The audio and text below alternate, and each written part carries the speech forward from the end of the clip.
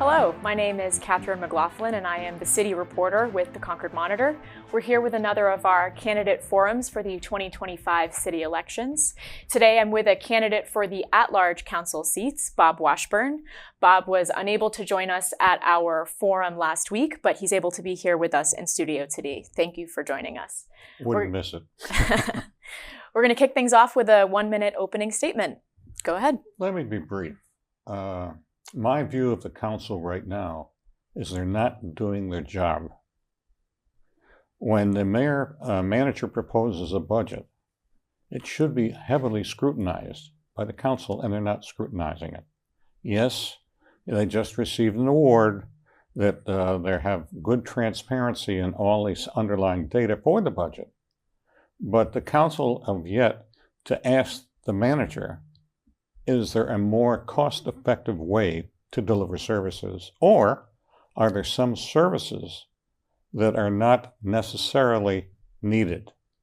And I'm a strong advocate for good budgeting. I have experience both at the state and city level. And I think I would be a welcome addition to be back on the council. When I was on the council, we made a point that we could have differing viewpoints, but we never attacked each other. And I see that as a problem with the current council. There's too much backbiting going on. And when that happens, the people are not being well served. Thank you. And that actually dovetails really nicely with my first question for you. You know, you're not an incumbent, but you have been on the council before. The last time you were on the council was 1990. Correct. So to start, this is kind of a two-part question, but we'll take it bit by bit. What lessons would you bring to the table from your past service to the council? I'm a detail person, and I'm a very inquisitive person. And when something comes before me for a decision, I tend to do my homework. And if something comes before me that I can't do my homework, I question. And I don't see that happening now. It was a different council then. We were more collegial, but when we had differing points of view, we did not attack each other. That's happening now, and it's a disservice to both the public and the council. It kind of distracts them from their thought process and decision-making ability. That's the nature, though. What really drew me back, and I was talking about making up political signs, and I asked the sign maker, well, do I put down re-elect or elect? And he said, no, you put down bring back Bob. And that's why my signs say bring back Bob. I've been there, I've seen challenges of the city, both on and off the council. And right now, the property taxpayer in Concord has got a big target on them. Between what the school board is doing and what the council is doing, what we're doing is we're driving out the elderly, and we're making it impossible for the young families, which we desperately need, to move in because they can't afford it. And it's all tied into the property taxes. Mm-hmm. And on the flip side of that, while you have this past experience, it has been 35 by the time you've been sworn in, Yep. 36 years since Correct. You've been on the council. What does it mean to you to represent Concord in 2026? Well, the only difference between then and now is instead of having the police department deliver the materials on a Friday afternoon, you've got it on your tablet. Instead of having a huge budget delivery, you have it on your tablet. Nothing's changed. There has been some changes in the city manager. Back then, he didn't have a 5-year contract. He didn't have a 3-month sabbatical built in. And he didn't have a retirement bonus of upwards of $150,000 if he left. Other than that, little has changed. The responsibilities are still there, and sometimes they get met, and sometimes they don't. Mm-hmm. The responsibilities may not have changed fully, but Concord has. How do you how do you see Concord of today compared to Concord the last time you were serving in an at-large seat? And how do you represent that new Concord? I'm not sure it's changed that much. My wife and I moved to Concord in 1971 to have and raise a family. It worked. It was an excellent community to have and raise a family. It still is. That aspect hasn't changed. The population has grown ever so slightly during that 10-year period. The downtown has changed. It used to be Concord-Nakoma. It's not anymore. There was emphasis then on light industry growth.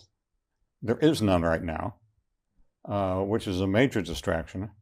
Part of the problem that we're not doing is we're not creating jobs in Concord that can afford to pay market rental rates for apartments, let alone buy a house. That's a major dysfunction as far as I'm concerned. That needs to change. Which actually, again, dovetails really nicely with my next question. Honestly, I didn't see your sheet ahead of time. I promise you didn't. The council learned this week that the city's overall property value over the last tax year grew far less than they had projected it would, less than 0.1%. That's a grim sign for people who are relying on economic growth to absorb the increases in city spending. Meanwhile, debt service and wages and benefits, the two main drivers of the city's operating expenses, are almost certain to go up next year pretty significantly. To start, where can the council find reductions in the budget? Well, first of all, that announcement last night came as a total surprise.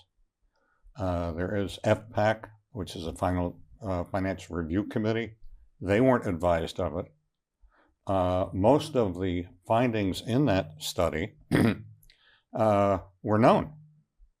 We knew we were going to have a loss with the Lincoln Financial Building going off the rolls. We knew we were going to have a loss with the Concord Group Building coming off the rolls. And we knew if you approve certain housing credits, those units come off the rolls. So they knew in advance what was happening, the administration. And last night, to me, that was a total surprise.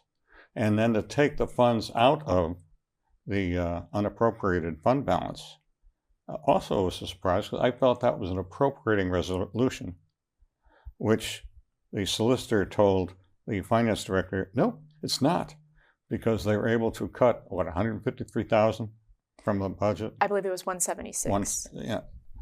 But given the size of the budget, that's kind of chump change.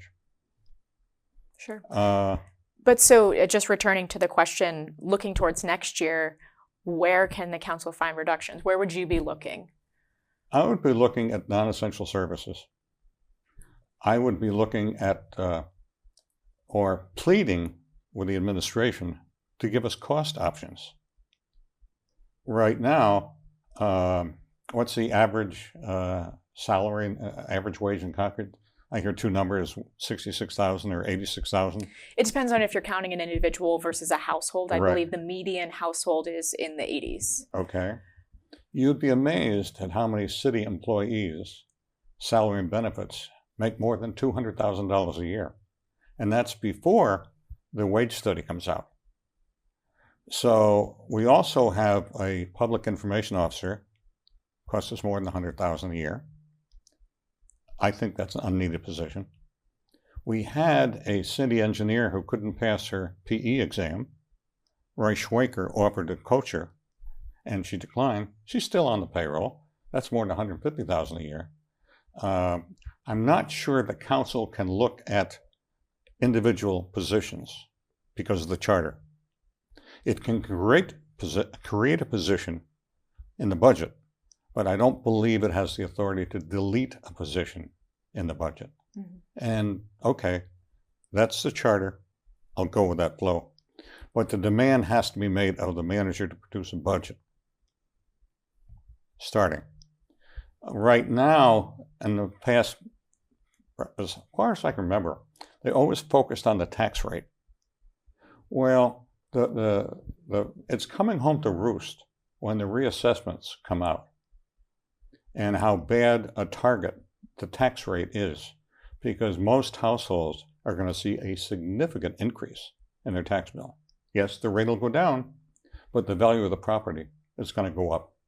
So they're ultimately going to get hit with a very big bill that may or may not be anticipating. But to me, the start is dialogue with the council and the manager, requesting him for cost alternatives. This past budget session, there were no real changes during the entire budget process. The last night was pathetic. It just went on and on and on. Finally, my two opponents, one came up with a plan, well, let's make it a zero tax increase on the rate. That got shut down. Then the other opponent says, well, let's make it a 1% cut across the board. That got shut down. The council at that point in time was tired of dealing with budget, wanted to get on with other business. The time to address budget items is during the details presentation of each department. And that's how you address the issue. Sure, absolutely. Concord's largest proposed housing project, the redevelopment of the Steeplegate Mall, has come to the city and asked for some kind of cost-sharing arrangement. We don't know quite what it is because it's not being discussed in public. Whether that's paying for some infrastructure or what's called a tax increment financing district or some other type of incentive, do you think that the city should make a deal to support this project? It already has. Say more. With the sewer and water improvements they made, they were told from the Steeplegate Mall developers that they weren't going to pay for it. The city council was convinced that the ratepayers should pay for it. Now the developer has got some engineering problems, expensive to solve.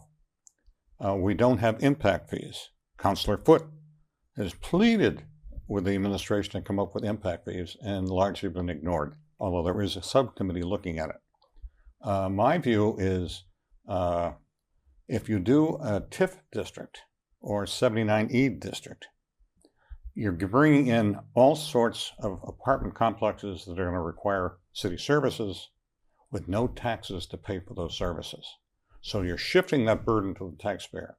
We can't afford that. So I would really have to see some hardcore evidence as to why this well-heeled developer needs additional city stuff. That he's already gotten a break. He's not paying any impact fees. So I'm just waiting to see. And the project itself is going to have a drastic effect on the heights. I'll be, from my condo, I'll be able to look at those 4 buildings that go up, and that's going to have a drastic impact. And another aspect of that is they got a parking variance. They don't have to provide parking. Well, one of my trips to Bozeman, Montana, I read in the paper where 40% of the new residents moving into Bozeman work from home. So I'm not sure how that percentage is going to apply to those apartment dwellers, but a percentage of those folks will be working from home. Their cars won't be moved. So they may have a parking problem there with their commercial side. Mm-hmm. And do you agree with Councilor Foote that Concord should look into applying impact fees more heavily? Oh, it should have. We're not, the cow hasn't left the barn yet. And Foote, giving his expertise, was very astute to raise that issue. And the sooner we put them in, and I guess we now have what? Recreation and transportation impacts? I believe so. Those are the only 2. There are more. The taxpayer should not be subsidizing this development. Impact fees, to me, are a fair burden that the developer should pay. Mm-hmm. Earlier, you mentioned, on the topic of housing, you mentioned this dynamic where businesses can't come in because they can't pay enough for the market rate apartments that are in Concord. Mm-hmm. There's this kind of chicken or the egg problem where do we attract new business and that generates the revenue to support housing growth, or do you need housing growth to attract new business so that the employees can afford to live here? There's this kind of cycle to it. Sort of. Yeah, how do you see that, and how do you see addressing the issue? As the Londonderry experience, where they just last year announced a $300 to $400 million high-tech factory being built there. I see Manchester, where their Dean Kamen continuing to expand his operations there. No cause for alert for housing because the jobs are that great that those employees can live everywhere. We have a valuable asset that's underutilized, and that's our light industrial land. We spot zoned Sprague Electric for housing. To me, that was a crazy decision. Our most valuable asset right now is the light industry. The tech has the ability to work with that light industry supplier, and we get the jobs. We already have, 4,000 units in the pipeline somewhere. Last year's best kept secret was we have zero sewage capacity at both Pennacook and Hall Street. My understanding is that once you reach 80%, you have to notify EPA of that threshold, and EPA requires you to monitor it greatly. So I wonder if we notified EPA that we reached 100%. Because if all the units come online, who's going to be forced to pay for the additional sewage capacity? The ratepayer. Sure. One thing I want to circle back to, actually, is you mentioned the city's public information officer. There's a lot of positions that you raise questions about, but that one in particular is relatively new in the last couple of years. I don't want to misquote you, but I think you used the word unnecessary. Why do you feel that that position is unnecessary? Because we have qualified department heads that can speak for themselves. We have a fire chief and police chief can speak for themselves. The city manager can certainly speak for himself. And that's why I consider it's totally unnecessary. If we're a more political situation, I can see it. But this is totally managerial and administrative, and I just don't see the need for it. Mm-hmm. As citywide representatives, as an at-large councilor, you would represent not just the Concord area, but also Pennacook, included in the city. Something I've heard a lot of folks in Pennacook express a concern about is the Memorial Field project. Memorial Field is a resource used far more heavily by the Concord School District and by people who live closer to the Concord end of town. How, more broadly, do you weigh the interests of Pennacook residents as an at-large councilor? How do you factor them into your advocacy? And specifically on the issue of Memorial Field, do you think that they should get any relief or carve-out on that? Well, Pennacook at times has been treated by Concord as the typical red-haired stepchild you keep in the attic. They haven't received benefit of good development. Lately, they've got some commercial development, which helps them out, but their ratio of residential to commercial is worse than the city overall. Insofar as Memorial Field, what a scary project. Once again, a lot of it's caused by neglect and fail to maintain it, which is typical for Concord. I'm waiting to see the details before I can say, okay, let's go for it. Part of it, you have to replace. The track is already shut down. The bleachers are an embarrassment and may be a health hazard. So in terms of cutting out some kind of carve out for Pennacook, I would like to say we could, but we can't. But my view would be, okay, let's share the details early on, especially with the public, so they know what's being proposed. Doesn't always happen that way. The clubhouse was a classic example. Administration comes out with a grandiose plan. Public pushback was severe. Administration comes back with a smaller footprint, smaller cost, but purposely withheld details of both. So when the council voted on that clubhouse, they were clueless. They had not seen what the plan looked like architecturally. They did not see what the cost breakdown was, details. When a councilor asked the mayor if he had seen those plans, his response was, no, but I trust the administration. Whoa. That's not the counselor I would be. I need to see details. And I would have raised holy hell if the council would try to vote on something that they didn't really have any detailed knowledge of. Mm-hmm. And believe it or not, it's time to wrap up. Oh, rats. And yeah, and you have some time to give a closing statement. Well, it's time to bring back Bob. I will be a proud and loud voice supporting the property taxpayer, something there's not enough of right now on the city council. Things tend to get glossed over. At times, it seems like it's a get along to go along crowd. That's not me. I'm a detail guy. I want the public to be informed as much as possible so that I can make and you can understand my voting positions. I will at times raise serious questions that, quite frankly, the administration doesn't want to hear. But I will do it in a respectful manner so as not to cause any more confusion on the council. So on election day, it's time to bring back Bob. Thank you. Wonderful. Thank you so much for joining us today. Thank you for your time. Thank you to those watching at home for your time and your attention. I appreciate you tuning in. Thank you to Concord TV once again for having us. We so appreciate your partnership. I hope that you will check out the Concord Monitor's voting resource, Concord Votes. It's on our website. And I hope that we'll see you on November 4th, voting day.